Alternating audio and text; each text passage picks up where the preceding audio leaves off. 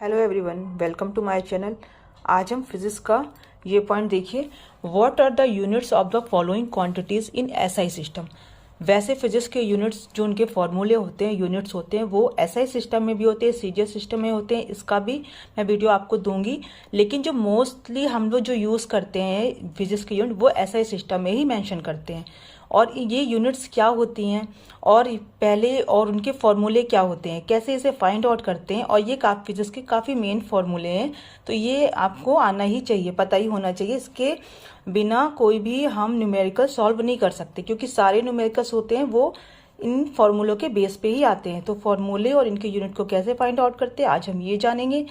तो हमने ये फोर्स है, वेलोसिटी, डेंसिटी, रिलेटिव डेंसिटी, ये चार हैं। Force, velocity, density and relative density, ये क्या होते हैं और इनके फॉर्मूले क्या होते हैं, इनकी ऐसा यूनिट्स क्या होती हैं, आज के वीडियो में हम ये जानेंगे। ओके, तो स्टार्ट करते हैं। फर्स्ट हमारा फोर्स है। फोर्स की डिफिनेशन और फॉर्मूले हमारे और भी जो मैंने पहले वीडियोस दिए थे उसमें हमने ये सारी चीज़ें एक बार मेंशन करी हैं, वो वीडियो में आप जाके देख सकते हैं। और आज हम फिर एक्सप्लेन कर रहे हैं। फोर्स यहाँ सोल्यूशन से ऐसा यूनिट में ही हम, क्योंकि आज का जो फॉर्मूला है उसको हम ऐसा यूनिट में ही फाइंड आउट करेंगे। तो फोर्स है, force equal to mass and acceleration. Okay, force को एफ से डिनोट करते हैं, F equal to M A. M क्या है, मास है, और हमारा ये क्या है, एक्सक्लरेशन है। ओके, इज इक्वल टू, अगर इसकी मास की यूनिट क्या होती है, केजी। ठीक है, केजी, क्योंकि ये वेट होता है मास, तो केजी होती है इसकी एसआई यूनिट केजी होती है, ग्राम कभी नहीं लिखेंगे। मल्टीप्लाई, क्योंकि मल्टीप्लाई है। एक्सक्लरेशन की यूनिट क्या होती है, मीटर पर सेकंड स्क्वायर। ठीक है, एक्सक्लरेशन की यूनिट एसआई यूनिट ये होती है, क्योंकि हमें एसआई यूनिट ही फाइंड आउट करनी है, तो हम दोनों की एसआई यूनिट रखेंगे। फॉर्मूले बेस पे यूनिट कैसे निकालते हैं ये जानेंगे। और किलोग्राम मीटर पर सेकंड स्क्वायर, इसको हम क्या लिख सकते हैं, या न्यूटन लिख सकते हैं। न्यूटन को कैपिटल एन से डिनोट करते हैं, कभी भी स्मॉल एन से डिनोट नहीं करेंगे, रॉन्ग होगा और आपके मार्क्स भी जा सकते हैं। ठीक है, और जाएंगे ही, क्योंकि न्यूटन को स्मॉल एन में डिनोट नहीं करते, कैपिटल लिखते स्मॉल में, बट डिनोट जो है कैपिटल में ही करते हैं। या तो आप ये लिखें या तो ये पूरा लिखिए। न्यूटन जब लिखेंगे तो स्मॉल एन में होगा, लेकिन जब केवल एन लिखना है न्यूटन को इस तरह से फॉर्म में, तो कैपिटल एन होगा। तो ये आपको समझ में आया किस तरह से कभी भी स्मॉल एन यहाँ पे नहीं लिखेंगे और कैपिटल एन यहाँ नहीं लिखेंगे, बस ये ध्यान रखिएगा। इस पूरे फॉर्म को इस तरह से, और इसको हम कैसे लिख सकते हैं, kg metre second to the power -2, क्योंकि ये सेकंड ये जो ऊपर जाएगा तो ये -2 में, अगर हम इसको मीटर पर सेकंड स्क्वायर, अगर ये आपका ये हटेगा तो metre second to the power -2, क्योंकि ये ऊपर जाएगा तो -2 में कन्वर्ट हो जाएगा। ओके, नेक्स्ट हमारा वेलोसिटी है। Velocity is equal to displacement and upon time. Time तो पता ही है, जितना टाइम टी से डिनोट करते हैं। डिस्प्लेसमेंट और डिस्टेंस दोनों को ही हम स्पीड के फॉर्म में देखते हैं, तो यहाँ हमने एस दिया है, और दोनों की यूनिट को ऐसा यूनिट दोनों की मीटर ही होती है, किलोमीटर में कभी मेंशन नहीं करेंगे।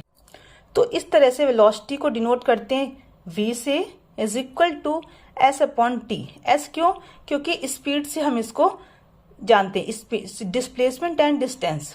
ठीक है, इसका भी वीडियो मैंने पहले दिया है और मैं एक बार एक्सप्लेन भी कर दूंगी नेक्स्ट वीडियो में। तो ये स्पीड इसलिए एस से हमने रखा है, कि ये नहीं कि आप सोच रहे हो कि डी डिस्प्लेसमेंट है तो हमने डी से रखना है, नहीं, ये स्पीड है, हम इसको एस के फॉर्म में रखते हैं और टी रखते हैं। इज इक्वल टू मीटर पर सेकंड, हमने बताया कि क्योंकि डिस्प्लेसमेंट और स्पीड की यूनिट क्या होती है, ऐसा यूनिट मीटर होती है, कभी भी किलोमीटर में मेंशन नहीं करेंगे। ठीक है, और टाइम की क्या होती है, ऐसा यूनिट सेकंड होती है। और इसको कैसे लिख सकते हैं, मीटर सेकेंड -1। ठीक है, क्योंकि ये हटाएंगे तो एस ऊपर ये जाएगा, टाइम तो चूंकि ये 1, कोई पावर नहीं है तो 1 मानेंगे, मीटर सेकेंड -1। तो इस फॉर्म में लिखें या इस फॉर्म में लिखें, सेम ही है। और नेक्स्ट है हमारा, देखते हैं, फिर है हमारा डेंसिटी। ठीक है, density is equal to mass upon volume. ठीक है, मास पता ही है वेट होता है, वॉल्यूम क्या होता है, जितनी उसकी कैपेसिटी होती है। तो डेंसिटी को डी से डिनोट करते हैं, is equal to m upon v. ये मास है, ये वॉल्यूम है, तो इसको इस तरह से, ये इसका फॉर्मूला है शॉर्ट फॉर्म में, ये इसका प्रॉपर फॉर्मूला है जो इन वर्ड्स है, और ये आपका इन जो लेटर्स में है, और ये फॉर्मूला इस तरह से आप मेंशन कर सकते हैं। इक्वल टू मास की यूनिट क्या होती है, ऐसा यूनिट क्या होती है, केजी। मास की केजी होती है, कभी ग्राम नहीं होती। मास की एसआई, तो मास की यूनिट ऐसा यूनिट किलोग्राम होती है, कभी भी ग्राम नहीं होती। ग्राम मेंशन मत कीजिएगा, ऐसा यूनिट ग्राम नहीं होती है। वैसे न्यूमेरिकल के जिस फॉर्म में होगा आप कन्वर्ट कर सकते हैं, फिर किलोग्राम में ला सकते हैं। वो उस बेस पे जैसा भी क्वेश्चन दिया है हमें उस बेस पे निकालना है। बट अगर ऐसा यूनिट और इस तरह के यूनिट को फाइंड आउट करना है तो केजी ही लिखेंगे। और वॉल्यूम की क्या है, मीटर क्यूब होती है। ठीक है, इसको किस फॉर्म में, अभी मैंने बताया, अगर इस तरह के फॉर्म में भी लिख सकते हैं या इस तरह के फॉर्म में। अगर इस तरह के फॉर्म में लिखा है तो कंफ्यूज नहीं होना है, ये यही चीज है, यानी मास अपॉन वॉल्यूम ही है। किलोग्राम ऐसा यूनिट है और मीटर क्यूब जो है इस वॉल्यूम की यूनिट है। तो इसको इस फॉर्म केजी किलोग्राम पर मीटर क्यूब या kilogram metre to the power -3, इस यही सेम है दोनों। ठीक है, फॉर्मूला इसका ये है, और प्रॉपर आप इस तरह से density equal to mass upon volume. ठीक है, ये न्यूमेरिकल जो आते हैं इसी बेस पे आते हैं, तो ये आपको यूनिट के साथ फॉर्मूले को जानना जरूरी है। नेक्स्ट है हमारा, लास्ट है ये रिलेटिव डेंसिटी। अब रिलेटिव डेंसिटी क्या है, relative density is equal to density of substance upon density of water. ठीक है, ये इसका फॉर्मूला है, relative density is equal to density of substance upon density of water. Relative density है तो आरडी से डिनोट करेंगे, इज इक्वल टू, अभी हमने बताया कि डेंसिटी का कोई भी डेंसिटी है अगर तो उसकी यूनिट क्या होती है, kilogram metre to the power -3 या किलोग्राम पर मीटर क्यूब। यही है, डेंसिटी की यूनिट तो कभी चेंज होगी नहीं, डेंसिटी तो कभी चेंज होगी नहीं, डेंसिटी की यूनिट तो कभी चेंज हो नहीं सकती, चाहे वो सब्सटेंस की हो, चाहे वाटर की हो, या किसी चीज की हो।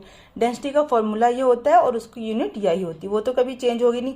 तो relative density is equal to kilogram metre to the power -3, और यही चीज सेम नीचे भी, ये देखिए आप।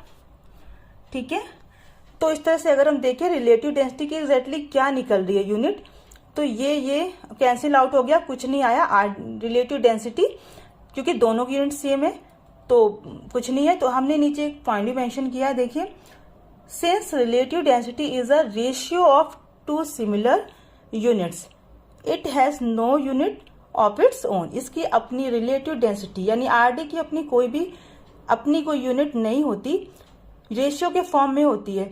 ठीक है, और इसकी अपनी कोई भी यूनिट नहीं है, क्योंकि आप देख रहे हैं कि अगर इसको प्रूफ किया जाए तो यहाँ पे कोई भी इसकी यूनिट नहीं है, ये दोनों सेम है। तो आरडी इक्वल टू कोई यूनिट नहीं आई, तो रिलेटिव डेंसिटी कोई भी यूनिट नहीं होती। इस तरह से आज आपने फॉर्मूले को जाना, कैसे ऐसा यूनिट फाइंड आउट करते हैं वो जाना, इसी बेस पे न्यूमेरिकल आते हैं, आप इसलिए इसको सॉल्व कर सकते। वीडियो पसंद आया होगा, प्लीज मेरे चैनल को सब्सक्राइब कीजिए, लाइक कीजिए, शेयर कीजिए इसको, वीडियोस को। और आज आपने इस फॉर्मूले को जाना, आज आपने फिजिक्स के मोस्ट इंपॉर्टेंट फॉर्मूले को जाना, और कैसे इसके एसआई यूनिट को फाइंड आउट करते हैं ये आज क्लियर हो गया होगा।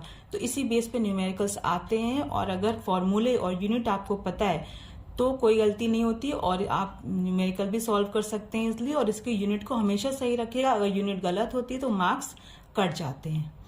Okay, thank you.